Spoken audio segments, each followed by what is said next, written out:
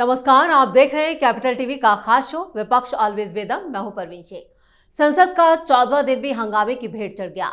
दोनों सदनों में एसआईआर पर विपक्ष ने जमकर हंगामा काटा, लेकिन हंगामे के बीच लोकसभा में मणिपुर विनियोग विधेयक ध्वनिमत से पारित हो गया।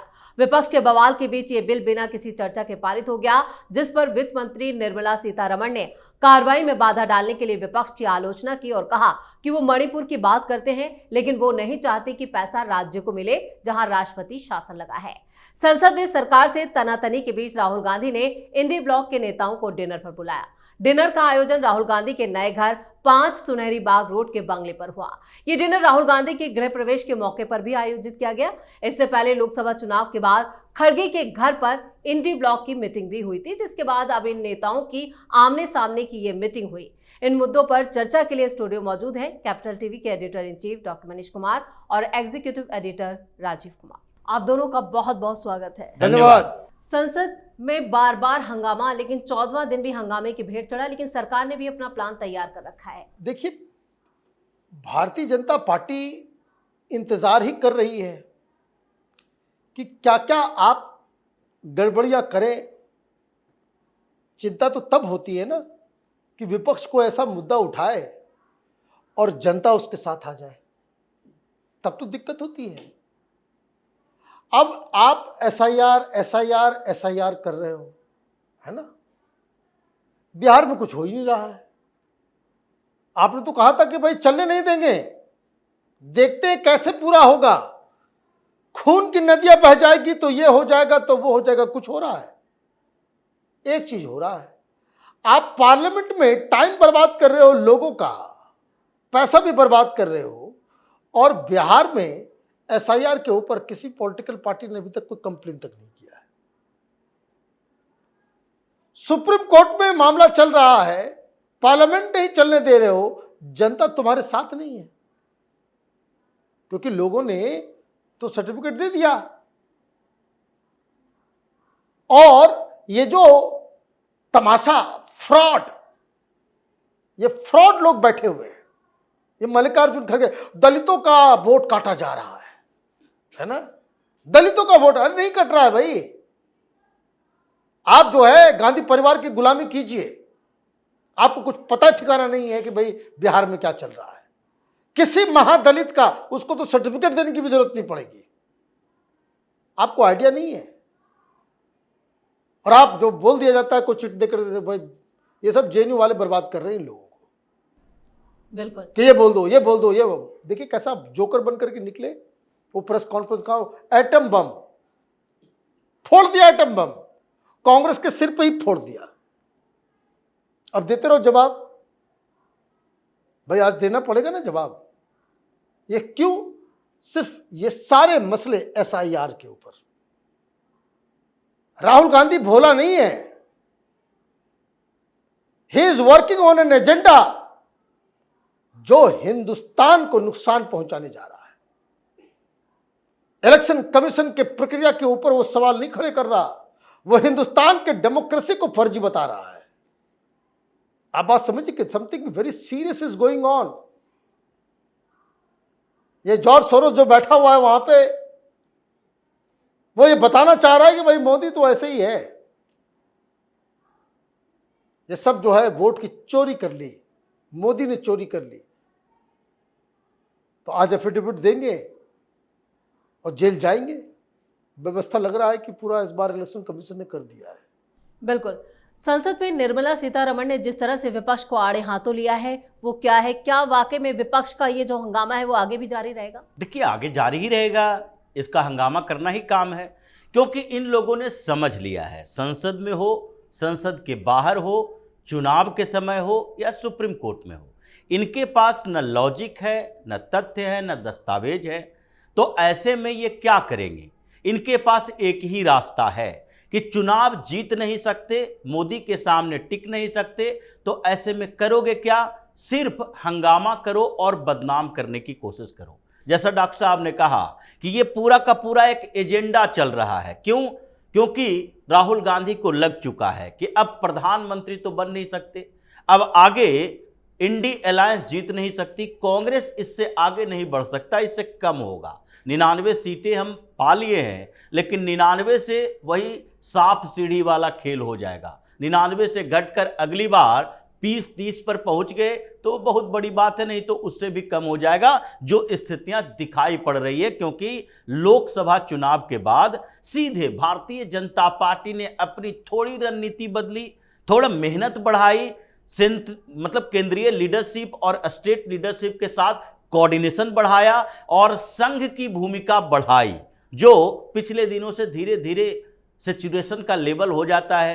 तो ऐसी स्थितियों में दोनों अलग अलग रास्ते पर थोड़े समय तक चलने लगे थे और इसी मेहनत का नतीजा निकला। हरियाणा में क्लीन स्वीप, महाराष्ट्र में जीत हो गई, दिल्ली में जीत हुई। अब इन लोगों को लगने लगा है कि अब ऐसे जीत हो रही है और बिहार में भी संभावना नहीं है, तो आगे हम जीतेंगे कैसे। तो अगर जीत नहीं सकते तो इस पूरे डेमोक्रेसी के प्रोसेस पर सवाल उठाओ, दुनिया भर में ये बात फैलाओ कि देखो भारत के अंदर तानाशाही है, डेमोक्रेसी नहीं है। और हमेशा जो कहा जाता है भारत सबसे बड़ा लोकतंत्र है, सबसे बड़ा लोकतंत्र, और इसलिए इस सबसे बड़े लोकतंत्र के ऊपर सवाल उठाओ। संसद की प्रक्रिया में बाधा डालो, संसद चलने ही ना दो। अगर संसद चलने नहीं दोगे तो सरकार कोई काम दिखा नहीं सकती कि संसद में हमने क्या किया। इसी स्ट्रेटजी के तहत अब निर्मला सीतारमण ने सामने आई, या फिर भारतीय जनता पार्टी ने स्ट्रेटजी बदली कि नहीं हमें बिल पारित करवाना है।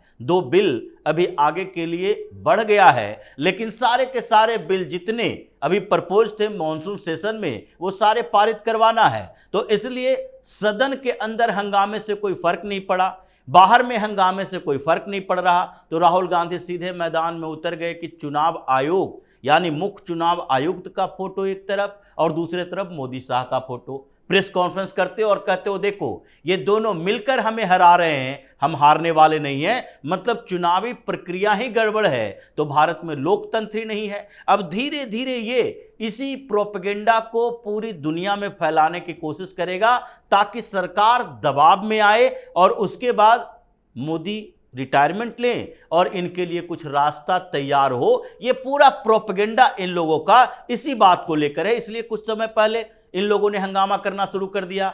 अब पीएम मोदी क्या करेंगे, 75 साल के बाद इनको रिटायर होना चाहिए। भाई भारतीय जनता पार्टी, संघ, ये लोग निर्धारित करेंगे, ये विपक्ष तय करेगा कि किसको कब रिटायरमेंट लेना है। तो इन लोगों को लग गया है कि मोदी है तो फिर हम जीत नहीं सकते, भारतीय जनता पार्टी का संगठन है, चुनावी प्रक्रिया है, तो हम कुछ कर नहीं सकते, तो कोई और आधार निकालो। उसी आधार पर यह चल रहा है। इसलिए संसद के अंदर भी अब इन लोगों की बात हंगामों का असर नहीं है, बल्कि इसे बाहर किया जा रहा है। इसलिए परिसर में जाकर ये सोनिया गांधी, प्रियंका वाड्रा सब मिलकर लाइन में खड़े होकर एसआईआर की चर्चा की बात कर रही हैं। बिल्कुल, संसद में सरकार के साथ तनातनी के बीच राहुल गांधी ने एक डिनर का भी आयोजन किया। तो इस डिनर का मतलब यहाँ पर मायने क्या है और क्या संदेश देने की कोशिश? मैं तो राजीव को सुनते सुनते मुझे हंसी आ गई कि जितना उद्दंडता है, प्रधानमंत्री मोदी हैं इसलिए वो चल जा रहा है जी। खुदा न खास्ते अमित शाह जिस दिन प्रधानमंत्री बनेंगे उस समय ये सब करने की जो है आपको ज़रूरत और जहमत उठानी नहीं पड़ेगी। तब आपके ऊपर कोई रहम जो है वो दिखेगा नहीं। ये तो बहुत ही दयालु किस्म के व्यक्ति प्रधानमंत्री मोदी कि इतना बकवास, इतना सब कुछ हो रहा है, फिर भी आप जो है नेशनल हेराल्ड में बाहर हो, तो ये बात भी समझने की है। और कल आपने रात में मीटिंग क्यों की? ये सारा प्लान था, क्योंकि इनको कोई लीडर मानने को तैयार नहीं है। एसआईआर चल रहा है, एसआईआर चल रहा है कि देखिए इलेक्शन कमीशन के खिलाफ कितना बढ़िया परफॉर्मेंस हमने दिया, प्रोफेसर बन करके हमने जो है एटम बम फोड़ दिया, वाहवाही लूटने की कोशिश है। और वो इनके जो मैनेजर्स हैं उन्होंने, देखिए सब कांग्रेस पार्टी की हकीकत बता देता हूं। कभी कभी लगता है नहीं बोलना चाहिए, लेकिन बोलना, क्योंकि वो थोड़ा बहुत राहुल गांधी के इर्द गिर्द जितने लोग हैं ना, ये सब पेड वर्कर्स हैं। इनका सोशल मीडिया चलाने वाले लोग, जो प्रियंका वाड्रा और ये सब पेड। अच्छी खासी सैलरी पे, ये पार्टी के कार्यकर्ता नहीं है, they are managers, hired managers. इसको पैसा मिलेगा तो ये लोग बीजेपी के लिए कल काम करेंगे, पैसा मिलेगा आरजेडी के लिए काम करेंगे, है ना। अब उन लोगों को तो नौकरी करना है, तो सीईओ साहब को कैसे खुश रखना है, एमडी साहब को कैसे खुश रखना है, उसके ऊपर पूरा ध्यान होता है। एक था इनका पहले मैनेजर जेएनयू वाला, नक्सलाइट संदीप सिंह, सुनने में आजकल उसको साइडलाइन कर दिया, कुछ पैसे वैसे का मामला था। तो भाई आप हायर्ड लोगों को रखोगे तो यही होगा ही। तो ये जो पूरा प्लान बनाया गया कि भाई ऐसी की तैसी, ये लीडर नहीं मानेंगे राहुल गांधी को, विवश कर देते हैं। और वो लीडर माने ना माने, लेकिन राहुल गांधी का ईगो सेटिस्फाई हो जाना चाहिए कि हाँ मैं बड़ा लीडर हूं। तो उसी हिसाब से वो रखा गया पूरा स्क्रीन और ये और वो पूरा। और जब उसने शुरुआत की तो बहुत सारे टीवी चैनल वाले जो है वो दिखा नहीं रहे थे। वो चल रहा है आजकल वहाँ धराली, तो हमें बताया गया कि भाई टीवी चैनलों को फोन कर करके बोला गया कि प्लीज दिखा दो, लाइव दिखाओ। तो बहुत सारे लोगों ने दिखाया भी। और जो अडानी अंबानी को गाली देता है ये लोग, तो अडानी अंबानी के टीवी में भी चल रहा था लाइव। ये भी समझने वाली बात है, ये अडानी अंबानी के चैनल पे भी ये लाइव चल रहा था, मैं तो खोल के देख रहा था। तो ये चीज हुई। अब क्या हुआ कि दिन में आपने ये काम कर दिया जी। और रात में जो है सारे लोग आए, और सारे लोग क्या कहेंगे भाई, सबको एक होता है कि भाई सामाजिक, किसी के घर गए उसको थोड़े बोलोगे कि वाह बकवास था। तो वो जो है वो ईगो सेटिस्फाइड, नौकरी पक्की, प्रमोशन भी जो है पक्का, और आपने क्या करवाया नहीं करवाया, ये चल रहा है हाल, ये हाल चल रहा है। राहुल गांधी लीडर होते ना तो कर्नाटक के कांग्रेस पार्टी के अध्यक्ष डीके शिव कुमार को बुलाते और कहते कि हमने एक कंस्टिट्यूंसी का जो स्टडी किया है, तो हमारे बीएलए, हमारे पार्टी के लोग कहाँ थे जब ये गड़बड़ियां चल रही थी। तो बिना बीएलए की मदद से वोटर लिस्ट में चेंज नहीं होता। ये बेसिक बात राहुल गांधी, ये हवा हवाई है ना। अमेरिका में रहा, अमेरिका कभी ग्राउंड लेवल पे उसको तो ये भी नहीं मालूम पुल बूथ के अंदर काम क्या होता है, कैसे क्या होता है, ये जानकारियां तो कभी है ही नहीं। चुनाव भी लड़ता है तो आपने कभी देखा है कि जहां चुनाव की वोटिंग हो रही है तो उसका अगले दिन जो पोलिंग के दिन वहां है? नहीं, वो मैनेजर्स काम करते हैं इनके लिए। तो अगर वाकई में लीडर होते तो ये पूछते कि भाई डीके शिव कुमार, ये बताओ, ये कर्नाटक से ये खबर है, ये रिसर्च है, तो हमारे बीएलए क्या कर रहे थे जब ये सब चल रहा था? तो हम क्या सोए हुए थे? ये क्या पी खा करके जो है ये लोग जो है मदमस्त घूम रहे थे कि उनकी आंखों के सामने ये सब हो गया और पार्टी को पता ही नहीं चला? तो ये सारी चीजें हैं। तो अभी साइकोफेंसी का दौर है, वो तो चल रहा है। राहुल गांधी इसी में खुश है। कल हमने बम फोड़ दिया और रात में सब लोगों ने आके बधाई दे दी, बहुत चैन के नींद से सोए होंगे। अभी वो जगेंगे तो उनको बताया जाएगा कि भाई अब कर्नाटक जाकर के वो एफिडेविट भी देना है। तो वो एक कहानी है। बिल्कुल। राहुल गांधी की इस डिनर डिप्लोमेसी से क्या हासिल होगा? डिनर है, डिप्लोमेसी नहीं है, ये दोनों में अंतर है। राहुल गांधी के डिनर, और 2-4 दिन के अंदर पता चलेगा कि उस डिनर में परोसे क्या क्या गए थे। ये कर्नाटक से जो लोग आए, ये केरल से जो लोग आए, ये नॉर्थ ईस्ट की कुछ छोटी पार्टियों के लोग आए, उसके लिए राहुल गांधी ने क्या परोसा था।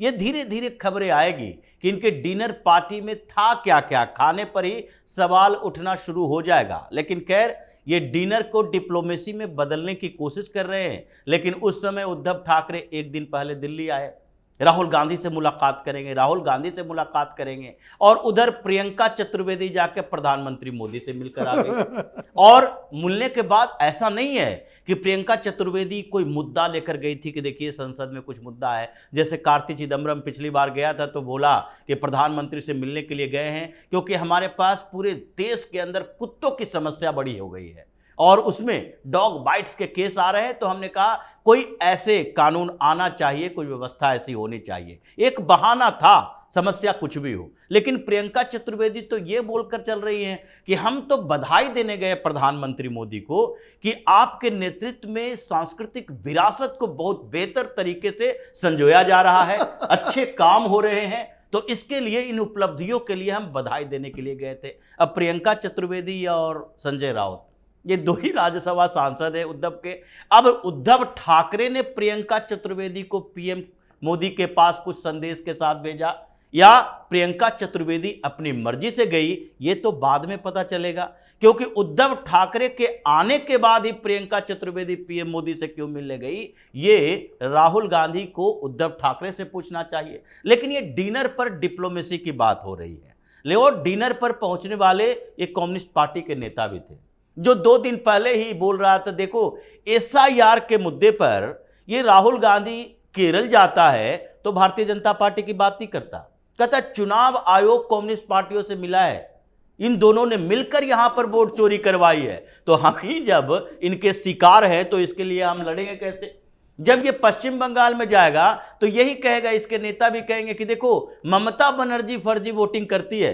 अरे फर्जी वोट अगर पश्चिम बंगाल में है और ममता बनर्जी लगातार जीत रही है और आपके लोकसभा में एक भी सांसद लाने में मुश्किल पैदा कर रही है, तो फिर फर्जी वोटिंग तो ममता बनर्जी के लिए हो रही है। तो चुनाव आयोग वहां ममता बनर्जी से मिले हुए हैं। ये सारे लोग जो यहां इकट्ठे हुए, वो इसलिए इकट्ठे हुए कि इन लोगों को कहा गया कि देखो अपने अपने मुद्दे, अपने अपने तरीके, लेकिन एक साइकोलॉजिकल प्रेशर बनाने की जरूरत है।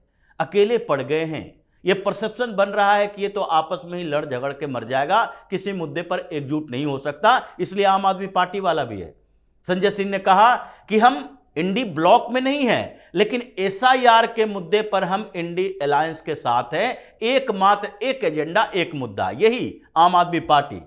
यहां फर्जी वोट कितने मिले, पिछले चुनाव में काटे गए, और उससे पहले जो 63 सीट 67 सीट असेंबली में लेकर आती थी, और उसी को राहुल गांधी बता रहा था कि देखो लोकसभा चुनाव और विधानसभा चुनाव में क्या होता है, हमारे पास 6 असेंबली सेगमेंट में सब में जीत हुई थी और लोकसभा में मोदी जीत गया।